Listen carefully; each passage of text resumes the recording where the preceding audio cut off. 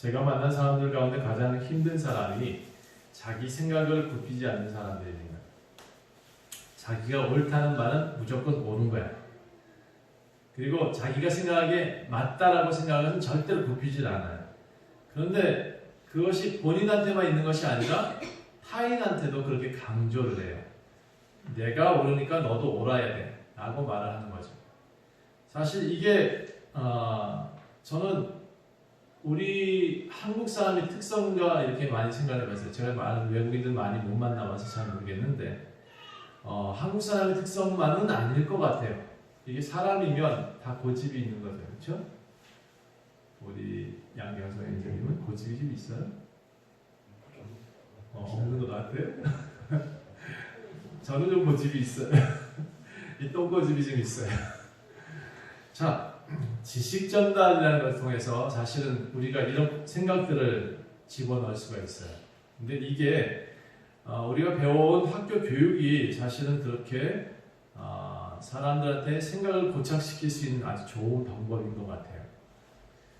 그 지식 전달이라는 것을 통해서 사람들이 이해의 폭을 넓혀주는 것이 참 되면 좋은데 그 이해의 폭을 넓혀주는 것이 아니라 도리어 그 배우고 익힌 지식이 나의 전부가 되고 나의 생각의 사고를 한정시킵니다.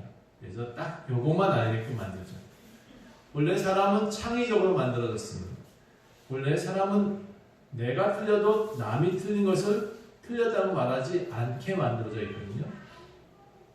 그런데 내가 틀렸으니까 너도 틀렸어 라고 말을 하는 거죠. 아니 내가 옳으니까 너도 옳아야 돼.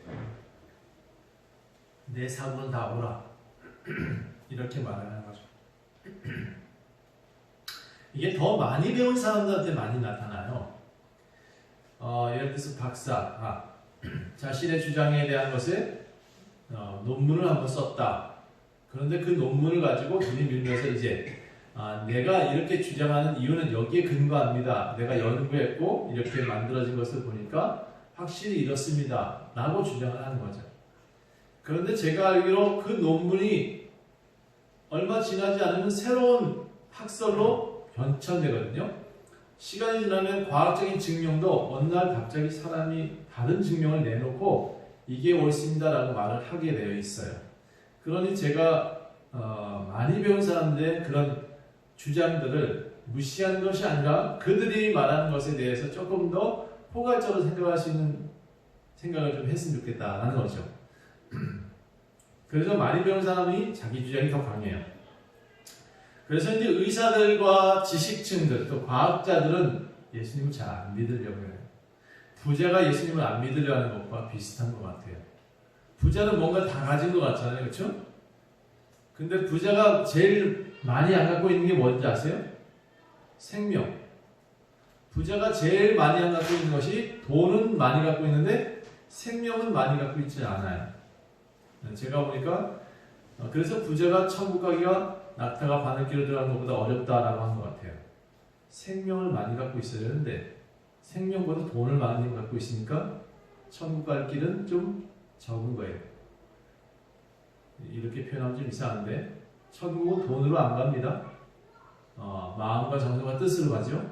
그런데 마치 뭔가 하나의 페이퍼, 이 증서 같은 게 부자들은 많은 것처럼 느껴지지만 사실 부자한테는 그런 하나님이 주시는 증표가 없다는 거죠. 하나님 나라 갈 수 있는 방법이 없대요. 대신 그 하나님을 믿고 받아들인 사람한테는 뭔가 하나님이 주시는 것 같아요. 천국 갈 수 있다고. 항상 인정해 주시는 것 같아요. 자, 좀 담대해서 했는데 의사들과 과학자들은 예수님을 잘 안 믿는 것 같아요. 많이 배웠으니까. 또 사람들을 매일 고치기도 하고 매일 새로운 것들을 창조하기도 하는데도 불구하고 과학자들이 새로운 로봇도 만들고 뭔가 다 만들고도 있음에도 불구하고 생명의 근원 되신 예수님은 잘 안 믿는다는 거죠. 그게 저는 아이러니합니다. 제가 참 희한하게 생각되는 것 중에 하나입니다. 사람은 날마다 뭔가 창조하고 뭔가 만들어내고 있음에도 불구하고 계속 그 자기가 주장하고 자기가 정립한 과학적 근거만 가지고 맹종을 하더라고요. 자, 이게 종교적인 신념과 너무 닮았습니다. 나 예수님 믿어. 그러니까 나는 옳고 넌 틀려. 라는 말을 하는 거죠. 이게 너무 강하다 보니까 나는 기독교인이고 나는 세상 사람하고 전혀 다른 사람이야. 라고 말하는 거죠. 나는 유대인이고 너는 사마리아인이야. 너와 나는 근본적으로 틀려. 이렇게 말하는 거죠. 이게 고착된 사고가 되는 거예요. 이게 종교적인 어떤 관념이 되어버려요. 이걸 저는 종교화됐다라고 좀 표현을 하고 있어요.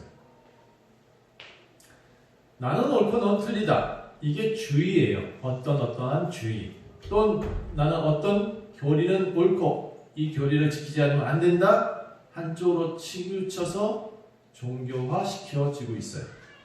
점차 기독교가 고집쟁이가 되는 거죠. 기독교 예수님 믿으면서 고집쟁이가 되라고 예수님 믿으라고 한 건 아니거든요. 그런데 교회에 다니면서 점점 고집이 더 세죠. 세상 사람들이 보기에는 교회 다니면서 왜 이렇게 마음이 넓지 않냐라는 그런 얘기를 많이 듣게 되는 거죠. 전 처음 복음을 받아들이고 교회에 나오신 새신자들이 제일 행복할 것 같아요. 어느 교회에 가나. 그들은 그 교회 안에 들어와서 신세계일 것 같아요. 이유 없이 사랑받잖아요. 그렇죠? 이유 없이 그들은 또 행복하잖아요. 세상에서 느끼지 못하는 행복이 여기 다 있어요. 처음에 관심이 다 여기 쏠리거든요. 나에게 다 관심이 돌아와요. 나를 사랑해 주니까. 이 새신자들 때는 정말 행복해요. 기쁨이 넘치는 것 같고 내가 내 교회라는 인식이 들어섰을 때마다 나는 이곳에서 뭔가 행복을 누리고 있어요. 하나님이 정말 나만 사랑하는 것 같아. 그런데 조금 시간이 지나고 성경 공부를 하게 되잖아요. 그들은 믿음은 점점 강해지는데 이상하게 시간이 지나서 사람다움은 좀 멀어져요. 여러분 제가 무슨 말하는지 좀 이해하시나요? 저는 많은 이제 목회 생활 동안 많은 성경 공부도 가르쳐봤고 함께 또 배워도 봤어요. 근데 저는 이상하게 공부를 하면 할수록 성경 공부를 하면 할수록 이게 공부같이 느껴지지 않았었어요. 따라합시다. 성경은 배우는 게 아닙니다. 성경이 배우는 거 아니면 뭐죠? 자, 제가 다시 설명할게요. 아빠가 명언을 잘 말을 해요. 아빠가 말만 했다면 명언이야. 자, 그래서 아들이 그 명언을 달달달 외워야 될까요? 자, 아빠의 좋은 뜻은 말로 표현을 했어. 그 뜻을 내가 달달달 외운다 해서 그 뜻이 내 자녀한테 삶을 바꿔주는 역할을 할 수 있을까요? 저는 아빠가 명언 제조기라면 자식들이 못 견딜 것 같아. 정말 힘들 것 같아. 그렇지 않아요? 그거를 맨날 지켜야 된다고 말을 한다 그러면 그 아빠와 어떻게 살까 싶어요. 아빠는 실수도 좀 하고 아빠는 말도 좀 재밌기도 하고 또 그런 말들 가운데 의미를 받아들이는 거지 그의 말을 가지고 달달 외워서 자식들을 변화시킬 수 없어요. 성경 공부를 많이 하면 할수록 공부를 많이 하면 할수록 지식은 쌓이는데 마음이 전달이 안 돼요. 이해하시나요? 여러분 그래서 마음이 전달돼야 돼요. 마음이 전달돼야 우리가 공부한 의미가 있는 거지. 성경을 공부하면 공부할수록 지식만 쌓이게 된다 그러면 우리는 이 교회에 잘못 들어온 거예요. 다시 얘기하자면 교리화되어지고 종교화되어진다 그러면 우리는 공부를 하면 안 돼요. 교회에서 어떤 공부를 자꾸 하면 할수록 내 믿음은 강해지는데 내 사람다움은 자꾸 없어지고 나는 자꾸 갑옷을 입고 있다. 그러면 세상 것은 다 배척하고 나는 옳다라고 하는 고집을 부리는 사람과 다를 바 없다는 거죠. 예수님 시대의 사람들이 이 종교 지도자들이 이런 고집쟁이들이 많았습니다. 유대교를 지나치게 믿죠. 종교화되어 있죠. 자, 그래서 오늘 요한복음 4장 43절을 한번 보시겠습니다. 한 왕의 신하가 나옵니다. 4장 43절 보니까 이틀이 지남에 예수께서 거기를 떠나 갈릴리로 가시매 친히 증언하시기를 선지자가 고향에서 높임을 받지 못한다 하시고, 쭉 내려가다 보면 가버나움 46절에 예수께서 다시 갈릴리 가나에 이르시니 전에 물로 포도주를 만드신 곳이라. 왕의 신하가 있는데 그의 아들이 가버나움에서 병이 들어 있었다. 그가 예수께서 유대로부터 갈릴리로 오셨다는 얘기를 들었어요. 그래서 그 예수님을 청하여 내려오셔서 내 아들의 병을 고쳐주소서 했다는 거죠. 그 아들이 거의 죽게 되었다라고 지금 써 있습니다. 예수님은 이 갈릴리 지방에서 자랐습니다. 갈릴리 나사렛이라는 동네에서 자랐어요. 그 자기 집에 가시면서, 자기 동네에 가시면서 이렇게 얘기를 하신 거예요. 내가 선지자가 고향에서 대접받을 수가 없다. 왜냐하면 옛날에 그런 일이 한 번 있었거든요. 그 예수님 공생을 시작하자마자 회당에서 가르쳤더니 네가 목수의 아들인데 우리를 가르치지 않느냐? 이런 식으로 그를 쫓아낸 적이 있었어요. 그리고 이 곳에서 갈릴리 처음 이 나사렛이라는 동네에서 가나라는 곳에서 혼인잔치를 했었는데 그 혼인잔치에 예수님이 기적을 일으켰죠. 여러분도 잘 알고 있는 물이 포도주로 변한 사건. 첫 번째 기적 사건은 여기서 일으켜요. 그런데도 불구하고 너는 요셉의 아들이 아니냐, 목수의 아들이 아니냐라고만 기억하고 있는 거예요. 나사렛 동네 사람들이. 항상 동네 목수의 아들 예수. 어느 날 근데 그 청년이 훤칠하게 자라와가지고 어른이 돼서 하는 말이 나는 메시아입니다 라고 돌아다니고 있다. 누가 믿을까요? 고향에서는 본인도 이렇게 표현하신 거예요. 고향에서는 선지자가 고향에서는 높임을 받지 못한다. 결국 갈릴리로 돌아가시면서 다시 들어가시면서 이렇게 표현하세요. 여기 동네는 내가 표적과 기사를 보여주지 않으면 전혀 안 믿을 거다 라는 식으로 예수님이 표현하고 계세요. 좀 더 쉽게 설명드려 볼까요? 여러분, 우리 집에서 키운 아이 하나가, 우리 교회 안에서 키운 아이 하나가 나중에 친척들하고 엄마 아빠들 다 모셔놓고 나 교수야 라고 하면서 가르친다고 생각해 봅시다. 나는 목사님이야 라고 했다 쳐봐요. 여러분이 업어서 키운 아이가 어느 날 나의 목사님이 된다라고 생각해 보세요. 사실 조금 이상할 것 같아요. 그렇죠? 저만 해도 좀 이상할 것 같아요. 사실 제가 자라는 곳에 교회에서 저는 항상 거기 가면 전도사예요. 거기서는 목사 노릇을 못해요. 요즘은 가면 이제 한 10년 지나고 나니까 요즘 저를 가면서 이제 조금 달리 보긴 하지만 그렇게 세월이 지나기 전까지는 저를 전도사로 보고 있더라고요. 아직도 저한테 문자 올 때 어떤 사람은 전도사님하고 문자로 와요. 신기하더라고요. 여러분, 이렇게 함께 자란 형제일 뿐이죠. 그 아이는 그런 예수에게 그렇게 고착되어 있는 사고에 있는 사람 예수인데, 이 갈릴리로 돌아와서 사람들은 다 예수를 그렇게 목수의 아들로 고착되어 있었어요. 생각이. 그런데 이곳에 왕의 신하가 하나 갑자기 예수님 오신다는 소식 듣고 그가 달려와요. 이 왕의 신하가 누구냐 그러면 헤롯 안티바스라고 해서 그 동네를 다스리고 있던 분봉왕의 신하니까 꽤 높은 직책을 갖고 있는 사람이에요. 그 사람이 뭐가 아쉬워? 그렇죠? 부자의 관리이고 아쉬운 게 하나도 없어.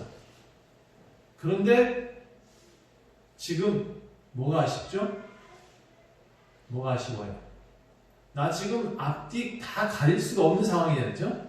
그가 뭐 예수가 지금 우리 동네에서 자랐든지 어쨌든 간에 그거 생각을 할 수가 없어. 당장 생각해야 될 것이 뭐냐면 내 아들이 죽게 됐다는 거예요. 내 아들이 죽게 됐다는 거예요. 그러니까 그 상황에서 이 사람은 고착된 사고를 가질 수 없어요. 고정관념, 공고집 이거 다 버려야 돼요. 그리고 뭐라고 했냐면 달려가서 예수님 우리 아들 살려내주세요. 이거밖에 없어요.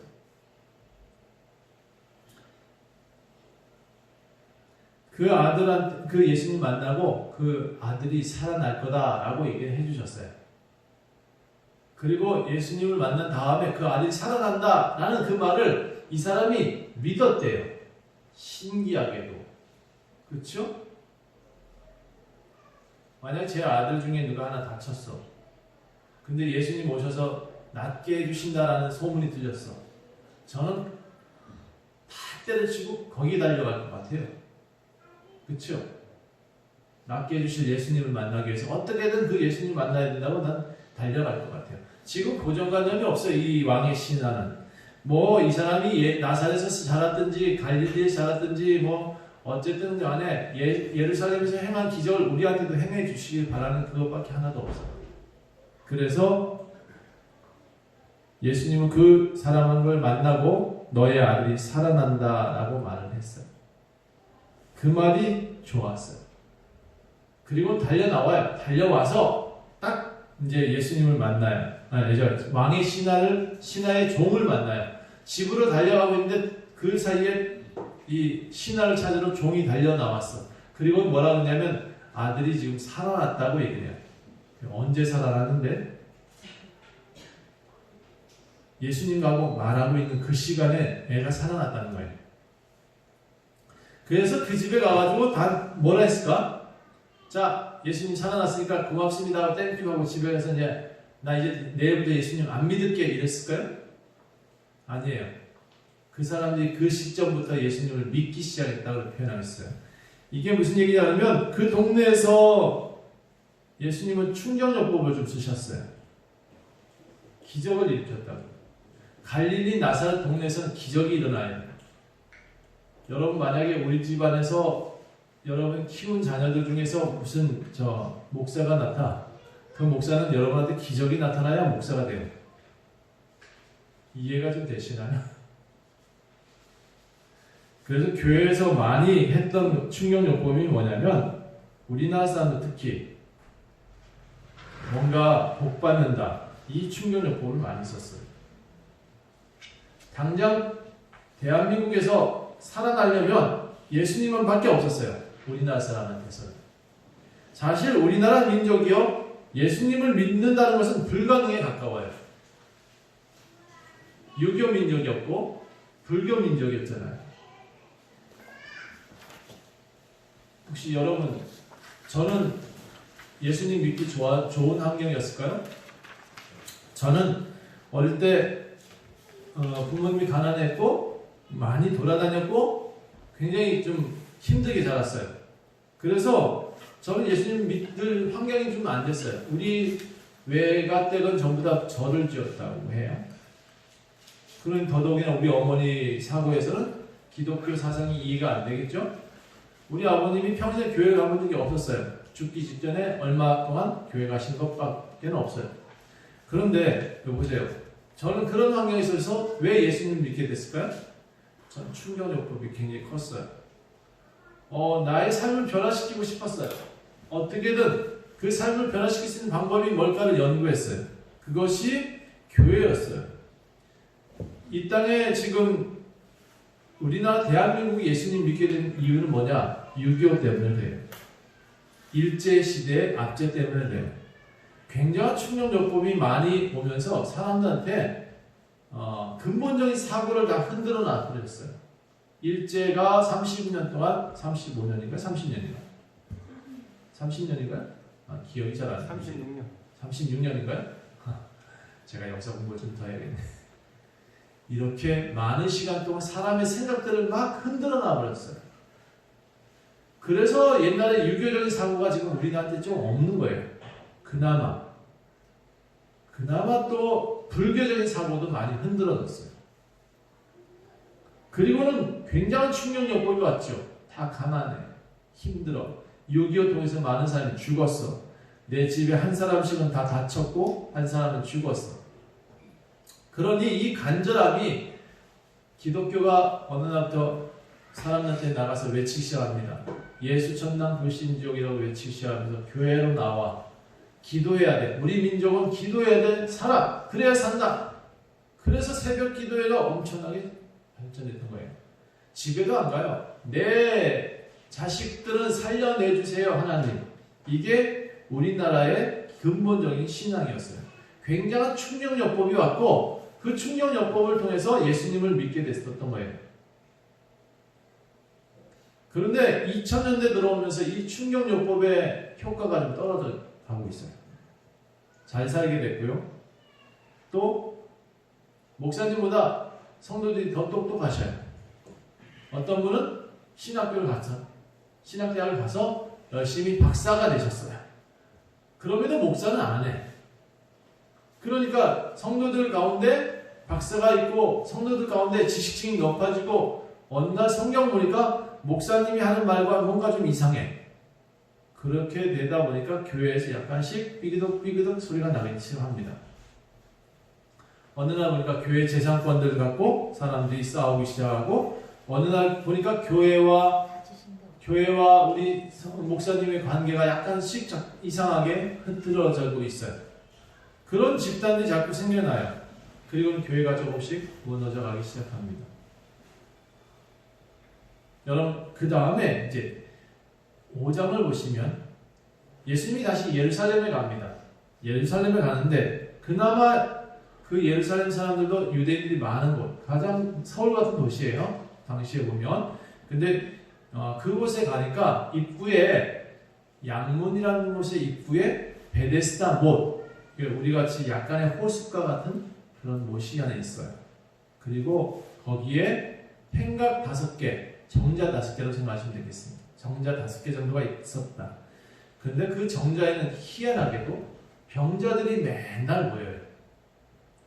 왜 그러냐 하면 그 정자의 그 베데스다 못이 가끔 불불 끓어요.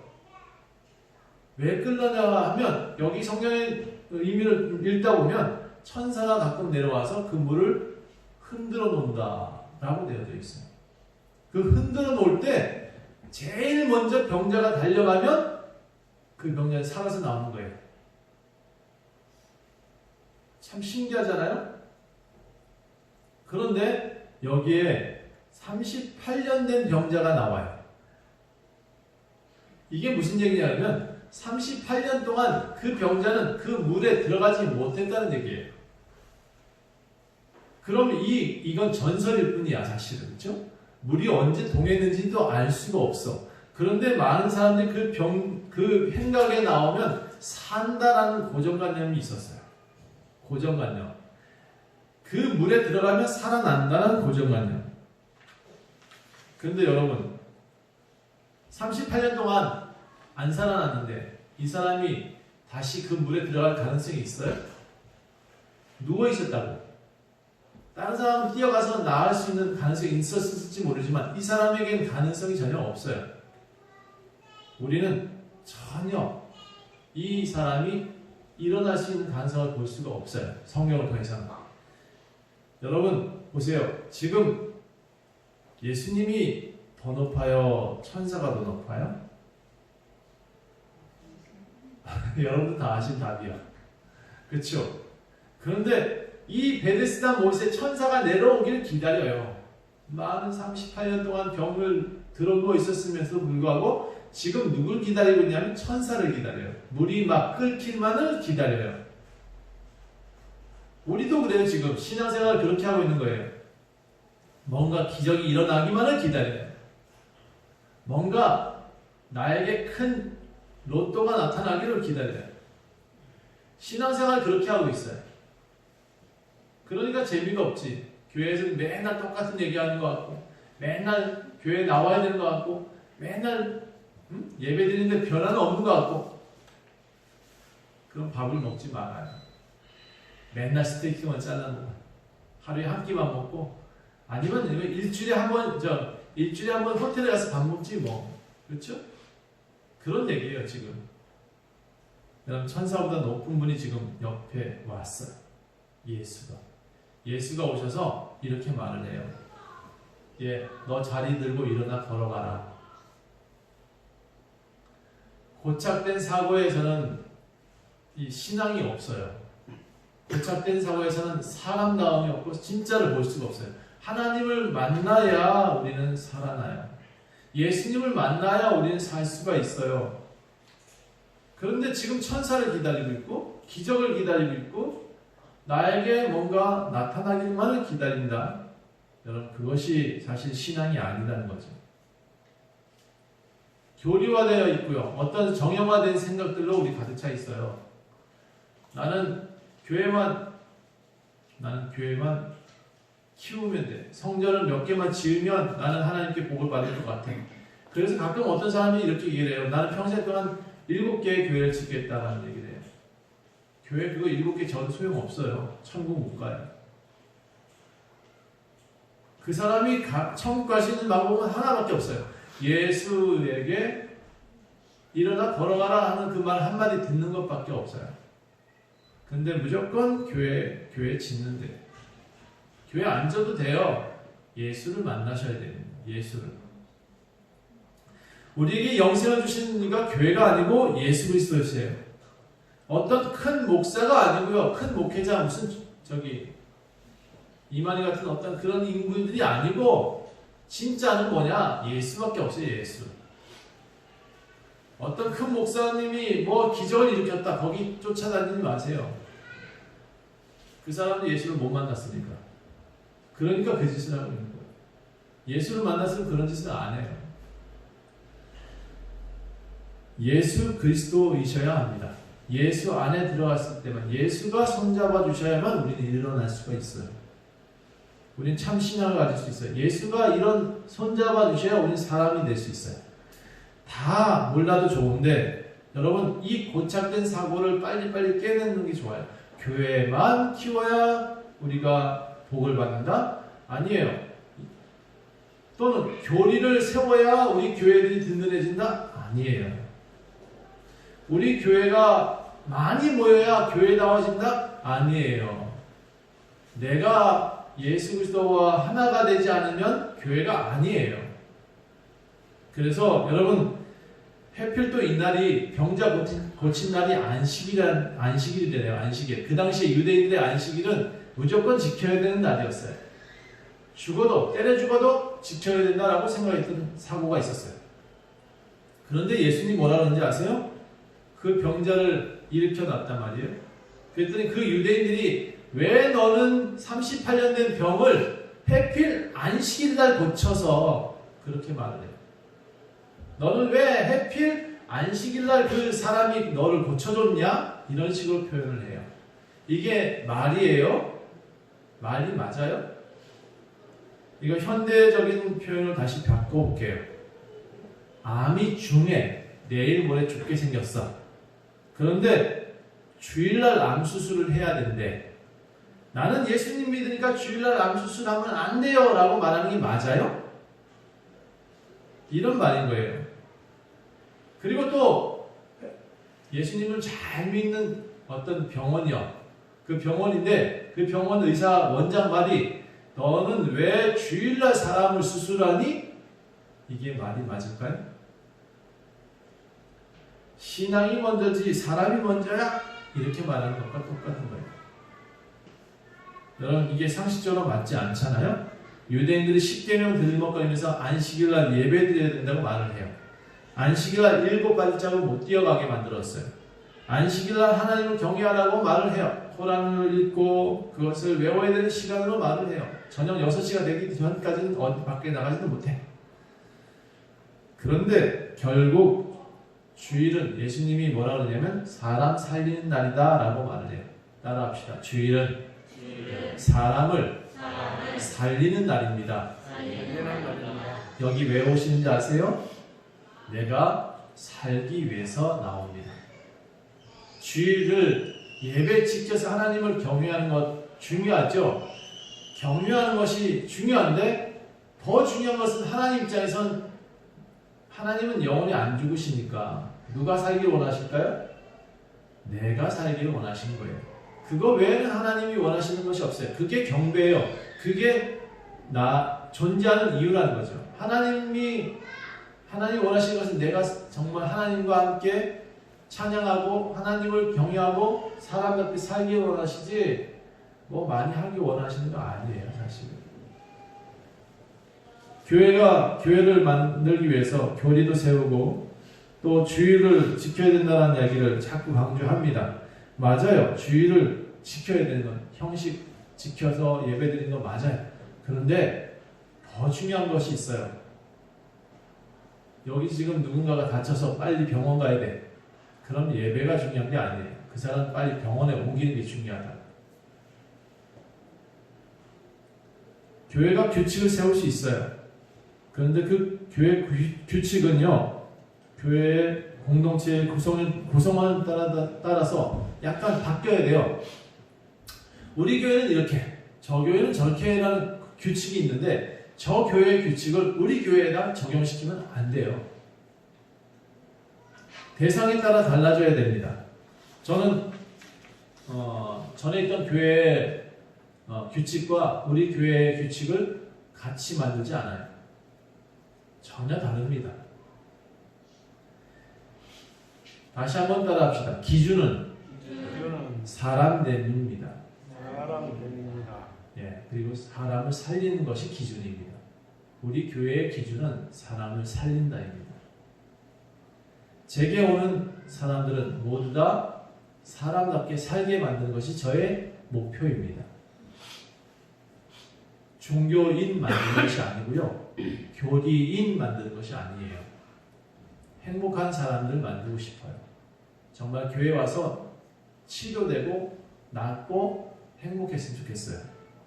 안식일이나 주일 중요하죠. 그런데 이런 나를 중요하게 생각하는 것이 아니라 여기 나와서 사람이 사느냐 안 사느냐가 더 중요한 거예요. 교단, 교리, 그게 중요한 것이 아니냐? 아니에요. 그게 중요한 것이 아니고 그들이 그곳에 가서 살았느냐 죽었느냐, 그게 중요한 것이에요. 그게 분별돼야 돼요. 여러분, 우리도 사람들이 많아지면 혹시 헛소리가 나올 수도 있을 것 같아서 미리 예방주사 차원에서 이런 얘기를 자꾸 하는 거예요. 우리 교회도 반드시 사람들이 좀 많이 모일 것 같아요. 그런데 우리 중심되는 사람들이 꼭 가지고 있어야 될 사고가 뭐냐? 우리가 교회에서 지켜야 될 규칙은 질서이지만 자유를 앞서면 안 돼요. 자유가 크고 질서가 그 안에 내재되어 있어야 돼요. 교회의 질서가 먼저고 자유가 나중에 조금만 비춰지는 거, 그거 옳지 않습니다. 그래서 여러분, 누가 어떻게 됐든 간에 개인적인 것에 간섭이 절대 없었으면 좋겠어요. 우리는 서로 간에 사랑하는 것 외에는 하실 필요가 없어요. 그를 존중하는 것 외에는 하지 말아야 돼요. 남에게 이래라 저래라. 자, 당신이 말한 모든 것이 옳습니다 라고 생각하시면 맞아요. 내게 반대하는 어떤 말을 했어. 그 반대하는 말도 옳다고 하십시오. 그것이 사람을 친구로 만드는 방법입니다. 나와 기독교가 같지 않아.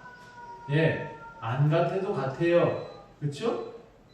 안 같아도 나는 같이 걷고 살고 너도 같이 걷고 사니 너도 옳고 나도 옳다라고 하세요. 너가 옳다는 바가 좋으면 내가 따라하고 내가 옳다는 바가 너가 보기에 좋아 보이면 날 따라와. 이러면 돼요. 이해하시겠죠? 안식일은 사람 고쳤다. 이게 말이 안 되는 얘기예요. 그게 중요한 것이 아니라 예수님이 사람 살렸다고 박수 쳐야 될 것이 옳은 얘기인 거죠. 예수님이 그래서 이렇게 대변합니다. 내가 하는 일 자체가 하나님이 일을 했기 때문에 내가 일을 하는 거야 라는 식으로 좀 달리 표현하십니다. 내 아버지께서 일을 하시니까 나도 일을 하고 있다. 안식일에 하나님께서 일을 하시니 나도 일을 한다. 그 말은 하나님은 주일에 사람을 살리는 일을 계속 할 것이다. 이 얘기입니다. 고정관념, 고착된 사고 조금 내려놓을 필요가 있습니다. 우리 교회가 전통 있는 교회다. 예, 그거 좀 내려놨으면 좋겠습니다. 시대별로 좀 바꿔야 될 부분이 있는데 굳이 어른들의 사고를 내 자녀들까지 고착시켜서 전달할 필요가 없다는 얘기입니다. 드럼을 치면 좀 어때? 이거 이 말 들으면 또 우리 교단 어르신들 전화 올까 걱정이 되네. 여러분, 피아노를 쳐도 괜찮고 피아노를 안 쳐도 괜찮습니다. 드럼을 쳐도 괜찮고 드럼을 안 쳐도 괜찮습니다. 예배 우리가 이렇게 드려도 괜찮고 동그랗게 모여도 괜찮습니다. 우리가 앞으로 해야 될 예배의 모습들을 좀 바꿔보고 싶은 생각이 많이 듭니다. 저만 열심히 말하다 가는 그런 예배가 아니라 여러분도 한 주간 준비해서 열심히 말할 수 있는 교회가 됐으면 참 좋겠습니다. 교회의 주인인 예수님만 우리가 주인 되어졌으면 좋겠습니다. 목사의 많은 교회들 교리화되어지고 종교화되어서 사람들을 그루밍이라고 표현하죠. 그렇게 사람을 가둬놓는 일들을 하지 말아야 된다 생각합니다. 우리 예수님은 우리를 낫게 하십니다. 우리를 치료하십니다. 우리를 사람답게 만들어 주십니다. 우리에게 가진 고정관념이나 나의 많이 배운 지식을 자랑하지 마십시오. 나의 순수함과 나의 자유함을 날마다 자랑하시고 많은 이들한테 그 사랑을 전달하실 수 있기를 간절히 소망합니다. 기도하겠습니다. 하나님, 우리는 자유하는 백성입니다. 아버지의 자녀입니다. 하나님이 특별하게 지으신 존재입니다. 이 존재가 묶일 수 없고 이 존재가 어떤 교리에도 가둘 수 없습니다. 오직 주님만이 우리의 구주가 되시며 우리를 치료하시고 우리를 영원히 살게 하시는 삶임을 분이심을 분명히 기억하게 하옵소서. 어떠한 고정관념도 우리 교회를 묶지 못하게 하옵소서. 오직 주님만이 우리의 구세주가 되십니다. 감사드리며 예수 그리스도의 이름으로 간절히 기도했습니다.